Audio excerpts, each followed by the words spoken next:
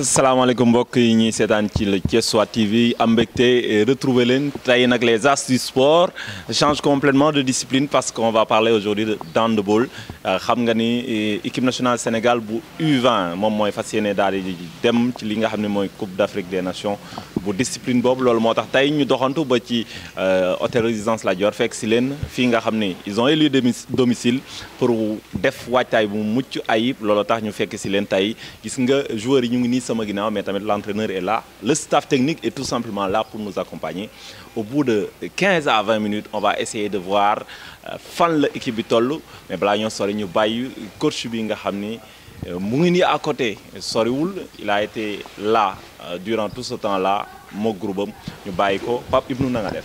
maa ngi fi rek ça va naka waa Thiès.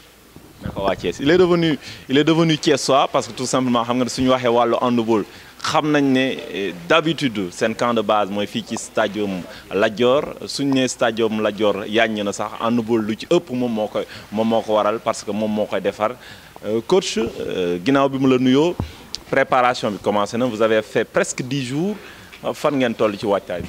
comme ni ma ko waxee léegi ci début bi maa ngi nuyu waa Thiès yëpp pourquoi ñu ñëw Thiès mooy suñu bastion ci handball bi mooy suñu tanière en quelque sorte. fi la ñuy waajee compétition yu bëri pourquoi Thiès tamit dafa marqué handball Sénégal comme tu l'as dit stadium Lat Dior les plus grands titres yu fi am waa handball bi fi indi des titres de champion de vainqueur de coupe du Sénégal de l'US Rail donc Thiès dafa yàgg nekk dëkku handball moo tax chaque fois handball bi équipe nationale yi di ñëw di préparer wu fii mais ci waajtaay bi en fait ñu ngi ci nag parce que commencé woon nañ ko depuis le 7 juillet parce que ba ñu jógee ci compétition bi rek commencé woon nañ di repérer d'autres joueurs pour mën bokkaat ci groupe bi donc en plus de ça championnat bi ngi doon daw donc ba ñu ñëw ba ñu désigner ville bu war a accueillir compétition bi ak date bi automatiquement c'est lañ commencé préparation pour bañ perdre de temps. Voilà, vous avez entendu donc travail de longue haleine la moo tax ñu dikk fii dinañ ñëw baax a baax aussi travail bi mais balaa boobu on sait que Sénégal parfois les gens ont besoin de savoir kan mooy kan Pape Ibnou tey su doon présenté wu ci kanamu sénégalais yi ci kanamu Thiessois yi lan la ñuy wax. en fait dina jafe trop ma wax sama bopp. xanaa keneen wax ñu jaar bi rek wax ñu jaar bi xam naa ne soo ñu naree wax sa bopp gars yi ci ginnaaw sax ils vont te chambrer mais wax ñu juste rek sur le plan sportif kan mooy Pape Ibnou. en fait sur le plan sportif handball dama ci dugg en 1987 dama ko daan booleex athlétisme ba 1990 la viré depuis 90 maa ngi doon jouer handball di jouer ci club yi jouer sélection yi ba benn année nag c'est la def reconversion dem doon entraîneur donc vers les années 2004 laa njëkk a def samay diplôme entraîneur handball boobu maa ngi doon jouer ba 2008 nag c'est la amee benn diplôme boo xam ne fële ci université Allemagne moo tax sax ñu gën ma wóolu jox ma sélection nationale te ba mu ci duggee ba léegi maa ngi progressé ak U20 yi donc jot nañ fi gagné quelques titres ak U20 yi mais ba léegi titre majeur bu ñu wut au niveau africain ñu ngi daw ci ginnaawam donc ci gàttal noonu laa mën a waxee ci kàllu wàllu équipe nationale bi ak sama jaar-jaar handballeur laa depuis 1987 ba léegi maa ngi ci milieu handball bi. bëgg a am titre continental moo tax ñu daal di lëlu fii ci Thiès pour am ndam lëlu googee dégg ngeen ko sànq wax na ko ne door nañ ko naam mais bëggoon nañu xam tey effectivement sur le plan sportif bien sûr fan la mise au vert bi toll vous avez joué des matchs amicaux vous avez eu le temps de voir le groupe même su fekkee ne on sait que c'est un groupe bu nga xam ni yaa ngi liggéey ak ñoom depuis longtemps. en fait ni ñu ko waxee rek ci période bi ñu nekk nii mooy période affûtage la mooy dernier réglage yi lañ nekk nii ci préparation bi jot nañu xam suñu adversaire yi ñu war a daje parce que tirage bi jot nañ ko def début semaine bi ba xam nañ ko mais néanmoins xamoon nañ ñi participer yëpp ñu ngi doon waajal par rapport ak équipe yi fi nekk ñu war a ñëw ci tournoi bi yëpp puisque xam nañ poule bi ñu war a dajal. suivant ñooñu seen ay points forts ñu ngi waajal xale yi par rapport à ça xam nañ ni lu ci gën a ëpp solo mooy compétition boobu ñu dem motivation moo ci ëpp doole si tu es motivé pour gagner loolu dina la permettre nga sori ci compétition bi. Apparemment vous avez gardé le même groupe ou presque le même groupe donc ossature équipe bi nga xam ne moom moo demoon ci tournoi de Nouakchott bi est-ce que cela veut dire que tout simplement vous avez opté pour une certaine continuité. Voilà, tout simplement, ce sont les meilleurs Sénégalais du moment. En fait, maa ngi jégalu continuité mënut a ñàkk parce que groupe boo xam ne moo gagné qualification bi mënoo ko changer ci benn pourcentage donc kooku day laajaat nga liggéey beneen liggéey puisque dañuy dem ci beneen compétition su ko xoolee ci diggante ñaari périodes yi dafa gàtt mars ba août donc mënoo fa changer mais néanmoins groupe bi tëjuñu ko woon pour tous les Sénégalais que Sénégalais bu nekk Dakar wala bu nekk dans la diaspora ce groupe était ouvert d'autant plus que am nañu bëggoon ñëw pour des raisons administratives et familiales moo tax agsi wuñu c'est Sénégalais yi nekk bitim réew mu jéew ñu ñëw mais néanmoins ñi fi nekk xam nañ seen capacité xam nañ seen mën-mën ci compétition bi ñu jëm nii trophée place bu gën a baax bu ñu ci am c'était un groupe local ñoo demoon ba finale compétition bi en 2013 donc soo leen xale yooyu ci sillage boobu lañ nekk ils ont eu à s'affronter avec des équipes beaucoup plus d'un niveau supérieur pour préparation bi c'est pour préparer suñu compétition bi par rapport ak ñeneen adversaires yi parce que ñun fi jot a jëlee waxuma duñ dajeex ñoom ñu am même niveau que ñoom foofu la compétition c'est toujours ñu am ay sensations genre type adversaire yoo xam ne suñu dajee à la compétition duñu am problème adaptation moo tax ci wàll boobu moom je pense que xale yi ils sont fin prêts xam naa ne ils vont se donner à fond pour indi ndam li fii incha allah. dinañ dikkaat ci loolu parce que y a des Sénégalais qui évoluent un peu partout dans le monde surtout ci wàllum handball dinañ ci ñëwaat léegi ak entraîneur bi mais balaa ñoo sori xam naa dañuy bàyyi sama gars yi ci ginnaaw chacun va se présenter parce que ñoom it baax na joueurs yi sénégalais xam ñoom ñooy kan. maa ngi tudd Adama Ndiaye dëkk Thiès di jouer club US Rail gardien de but. maa ngi tudd Mohamed Lamine Sidibé dëkk Dakar. di jouer ISEC poste ailier gauche. salaamaaleykum maa ngi tudd Thierno Amath Diallo maa ngi dëkk Kër Massar cité Sonacos maa ngi jouer Cefas poste d'arrière droite. salaamaaleykum maa ngi tudd Bouya Seck maa ngi dëkk Mbour maa ngi jouer Stade Mbour poste pivot. salaamaaleykum maa ngi tudd Khadim Diouf maa ngi dëkk Diourbel sama club Dakar Université club la. poste arrière droit ailier droit. salaamaaleykum maa ngi tudd Nderi Ndiaye di jouer AS Saloum dëkk Kaolack poste gardien de but. Je vous salue vous tous, je m'appelle Mamata Baldé, je joue en poste arrière comme si pivot aussi. Je joue. Salaamaaleykum maa ngi tudd Mamadou Sy joueur UGB je suis poste ailier. maa ngi leen nuyu yëpp yéen ñëpp. Parce que je joue à pivot et aussi à arrière. Club US Rail. maa ngi tudd Sissa Mballo jóge ba Sédhiou handball club maa ngi taxaw poste ailier droite. Salaamaaleykum waa Sénégal mon nom c'est Mohamed Ba je représente le Stade de Mbour je joue au poste demi-centre. Maaleykum maa ngi tudd Fodé Ndaw Sall dëkk Kaolack di jouer ASC Saloum handball poste ailier droite. ñu ngi toujours fii ci hôtel résidence ak équipe nationale du Sénégal bu handball ci catégorie junior ñu ngi Khadim Diouf moom mi capitaine équipe bi Khadim préparation bi fan la tollagum. waaw préparation bi ñu ngi ci dernier virage bi parce que au début on était 26 ñu def sélection yi on a pris les meilleurs parmi les meilleurs bon équipe bi ñu ngi préparé wu tactiquement sur le plan tactique et un peu physiquement aussi. Je pense que l'équipe pare na pour dem récupérer médaille d'or. Préparation bi est-ce que ça a été difficile. waaw préparation bi moom ça a été difficile très. préparer Coupe d'Afrique d'habitude dafay métti quoi intensité entraînement yi. waaw dina métti trop parce que coach yi ñoom sax amuñu woon choix xamuñu kan la ñu war a jël ak kan la ñu war a bàyyi parce que entraînement yi dafa métti woon tellement que après ñoom duñu am choix quoi parce que jour yëpp ñu ngi ci woon jour yëpp ku ci nekk mu ngi doon joxe à fond comme ça quoi. kon daal fi mu nekk nii yéen a ngi digérer entraînement yi mais aussi dans votre tête pare ngeen pour dem défendre les couleurs nationales. waaw parce que ñu ngi ku ci nekk ñu ngi concentré wu parce que ku ci nekk xam nga li la fay yóbbu parce que sol mooy équipe nationale n'est pas donné à n'importe qui donc ñun.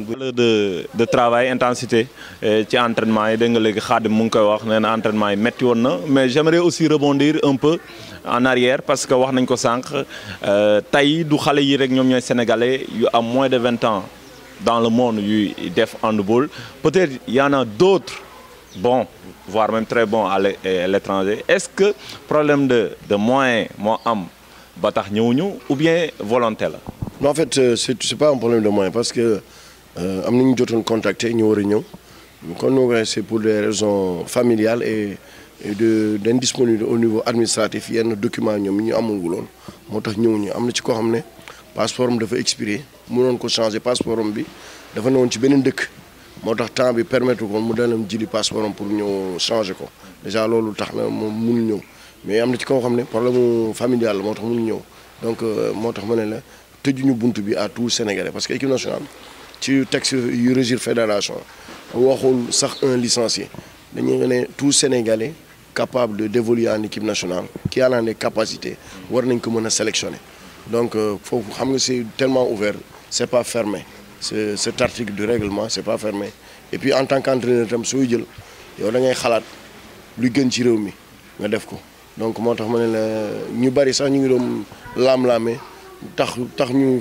bëgg a favoriser bien benn jour ou quoi non man loolu newul sama philosophie c'est de voir toujours les Sénégalais disponibles pour défendre un titre du équipe bi du famille du affaire xeet du affaire religion donc c'est une nation comme la nation sénégalaise donc ku ñu xalaat ne war na mën a bokk ci groupe bi suñ ko mënee jëli dinañ ko jëli ak xanaa mu am ngànt mais suñ ko su possibilité amee rek dinañ ko bàyyi ci biir groupe bi incha allah.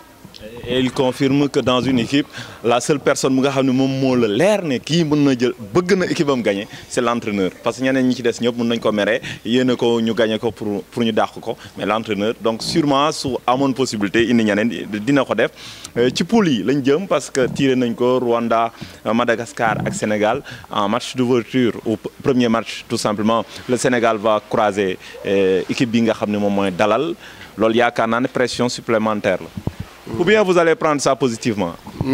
Positivement parce que un tournoi soo ci dem il faut nga gagner ñëpp donc muy pays ki organisé wala ñu ko fekk si yëpp da nga koy yemale muy benn ci benn fànn nga koy boole rek parce que ñun dalal nañ fi tournoi bi daaw on avait pris mu tudd en premier match équipe bi vainqueur bi mooy futur vainqueur bi RDC moo ñu gagné ba espérons aussi tamit qu'on marche sur les mêmes pas que la RDC, qu'on batte le Rwandais et qu'on gagne le tournoi, Inch'Allah. Vous êtes d'accord là-dessus, j'espère? Inch'Allah. Ils sont d'accord d'ailleurs, ils sont sur la même longueur d'onde que l'entraîneur parce que dégg nga leen wii bi am na doole am na solo. Cela veut dire tout simplement que les jeunes sont confiants, sont motivés. Coupe d'Afrique nag xam nañ ne ku ciy dem pression bi dina bëri mais objectif bi fi ngeen ko teg est-ce que kawewul? Apparemment, vous voulez gagner la médaille d'or. Est-ce que l'objectif n'est pas assez élevé? Non, en fait, compétition, comme tu as, il faut que je fasse une précision. Il y a l'IHF Trophy continental et la CAN des U20. Il y a ces deux compétitions différentes. Il y a une compétition intermédiaire pour nous créer pour que nous valider sa qualification au niveau de la CAN. Donc, nous avons une compétition qui est une édition qui est ratée, en 2015. C'était la seule fois que Zone 2 Sénégal perd titre chez les U20. Sinon 2009, 2012, 2016 à 2018, Sénégal chaque fois moi gagné compétition chez les U20, chez les masculins au niveau de la zone 2. Donc compétition c'est la 4e fois ñu fay dem.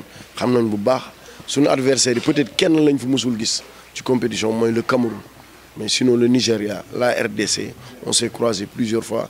Xam nañ genre type de jeu lañ am yenn genre comportement lañ am pendant la compétition yëpp de analyser nañ ko xam nañ nan lañu war a taxawee ak ñoom te ci groupe bi am na ci quelques jeunes yoo xam ne jot nañ def compétition continentale bi donc loolu ça sera en plus ñooñu ils sont là pour encadrer ñu ko musul def. Je pense que cette année-ci inchallah comme ñoom ñëpp ni ñu koy tàmm di waxee à chaque séance d'entraînement ñu ngi ñaan pour cette année-ci que ce soit la bonne xam naa tànk yi ñu wane nii xel rafet nañ ci njort bu baax a baax. J'aimerais aussi savoir coach mbir mi ñëw na certes gis nañ ne handball Sénégal dox na jéego yu mag que ce soit ci seniors yi ci juniors yi ci cadets yi ba ci jigéen ñi nga xam ne fan yi ñu ngi doon participer à un tournoi international elles ont été très performantes mais malheureusement ba tey mel na ni gëdd gi handball war a am ci réew mi ba tey gars yi joxaguñ ko. En fait loolu mënu ma ko analyser ci benn fànn mooy gëdd bi. En fait loolu dama koy analyser en général mooy mentalité réew mi moo mel ne noonu Il y a des sports populaires. Il y a les sports qui viennent en second lieu. Du sport minoritaire, mais c'est des sports qui ont une culture de wax.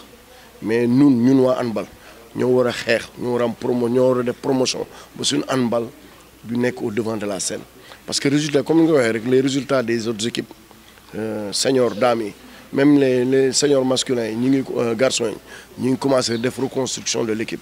Parce que nous avons un niveau où nous sommes actuellement fait il y a cela 5 ans, les garçons ils font l'objectif en 2012-2014, c'était de voir l'équipe masculine arriver à la Coupe du Monde.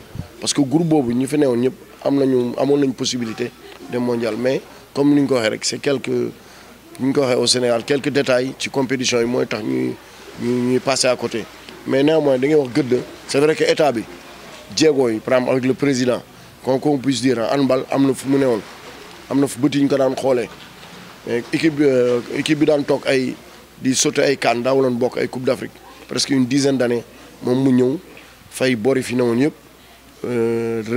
mettre handball bi doole surtout petite catégorie man maa ngi lay expliquer sànq ba may jouer ñun au niveau international avec les petites catégories daaw ñoon génn mais ñun depuis 2009 groupe bi fi nekk nii xale yi ils ont au moins une vingtaine de sélections ñenn ñi en si peu de temps, en moins de 5 ans, nous avons 20 compétitions qui permettent de évoluer. Et quand on regarde l'évolution, quelques juniors qui y a cela 5 ans, 6 ans, nous sommes dans les pays maghrébins, nous sommes en Europe de compétir. Donc c'est quelque chose de bien.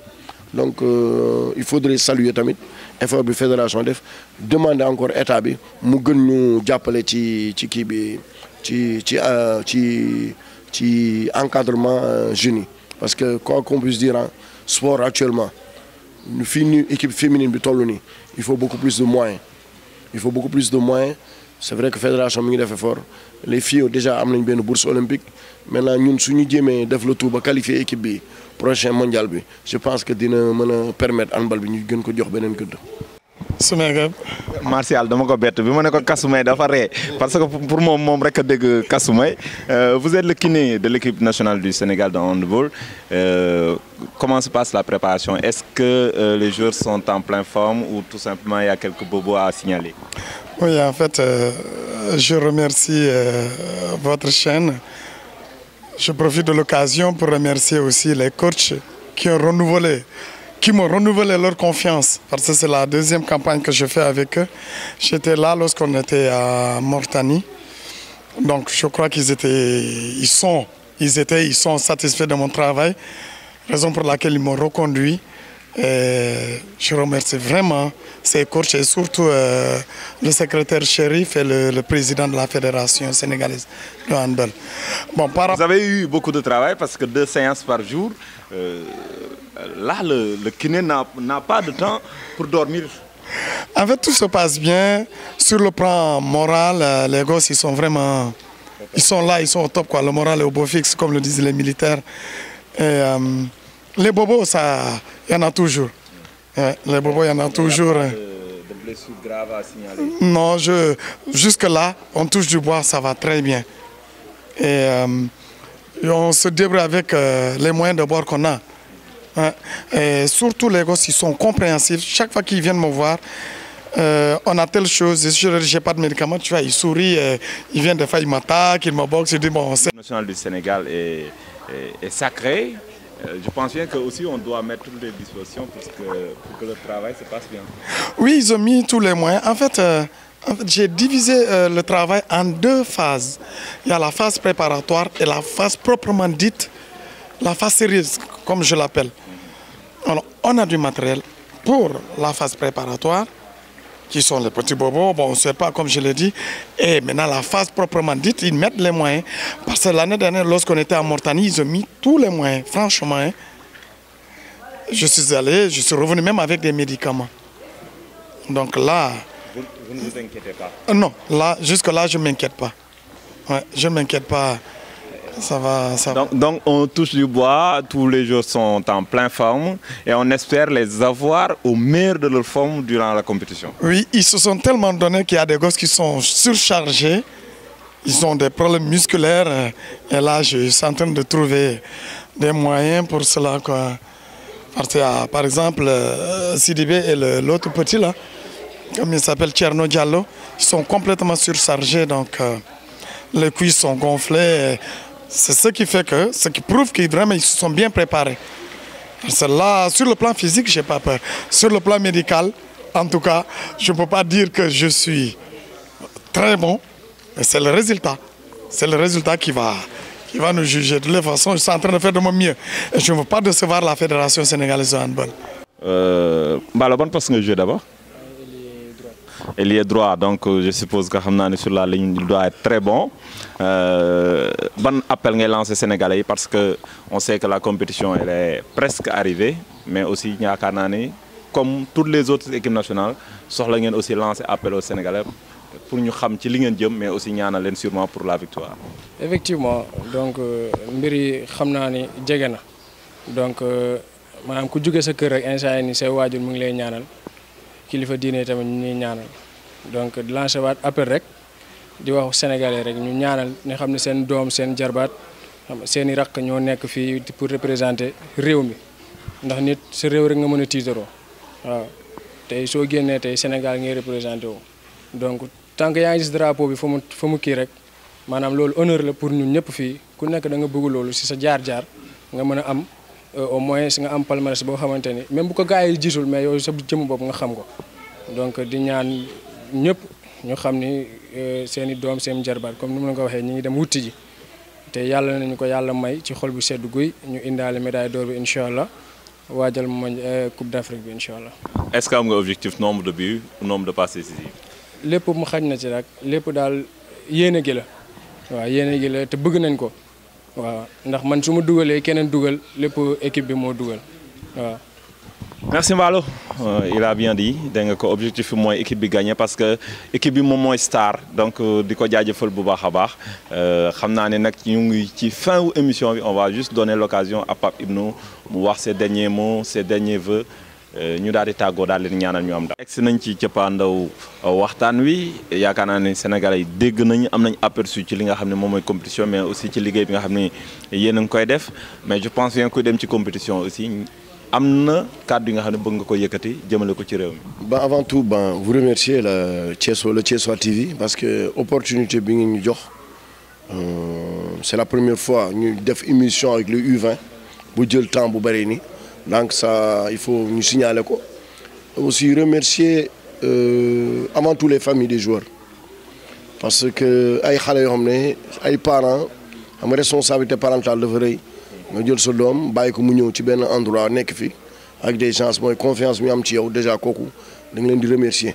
C'est des enfants très disciplinés très attentifs et motivés et qui sont passionnés pour le développement du handball donc je tenais à le dire aussi mes remerciements à la Fédé de handball bi am confiance dénk ñu liggéey bu rëy nii et puis honneur la ci ñun par exemple ñu jox la nga ànd ak ay xale war a dem représenter sa dëkk. Donc on remercie la fédération à travers le président. Donc je me remercie le président, je remercie tous les membres de la fédé et la famille du handball. Mais c'est des gens qui sont passionnés. C'est vrai que Thiès moo sori rek mais xam naa ne su jege woon match yi entraînement yi fii day bëri parce que tout ce qui ñuy tourne tout du handball souvent dañuy bëgg di ñëw ci seeti xale yi. La preuve en est que bañ demee keroog jeudi à Dakar un match. Dans un camp militaire pour nous c'était un match à huis clos or que on avait pris jëloon nañ seen dispositions pour permettre nit ñi mën a seetaan ci match bi donc loolu mooy wane gars yi dañu bëgg handball bi et puis je lance un appel à toute la famille de handball ñu ñaanal xale yi seen ay doom lañu victoire bi du victoire par exemple c'est mon club je suis à la gendarme du victoire gendarme du victoire toute la famille de handball la parce que kon 2015 je me rappelle ba xale yi jigéen ñi di jógee Addis Abeba c'était en pleine compétition. ba ñu arrêté compétition yi ñëpp wàcc dem au niveau de la Fédé pour sargal xale yi j'aimerais que inchallah au retour tout juste après la finale ñu gisaat même événement bi loolu la ñuy ñaan di remercier tout le monde di remercier nos collègues entraîneurs je peux citer Serigne Fall qui moom moo yore U20 yi fii mais néanmoins il tenait à nous accompagner c'est vrai qu'il veut pas être présent au niveau de de l'émission, peut-être tu vas le prendre à côté, le remercier parce qu'il n'a ménagé aucun effort. Il nous a servi d'intendant et de collaborateur proche. En même temps, mon collaborateur proche, Moustapha Cissé, de femme compétition au niveau de son équipe la soir. Et aussi, je signale aussi l'absence.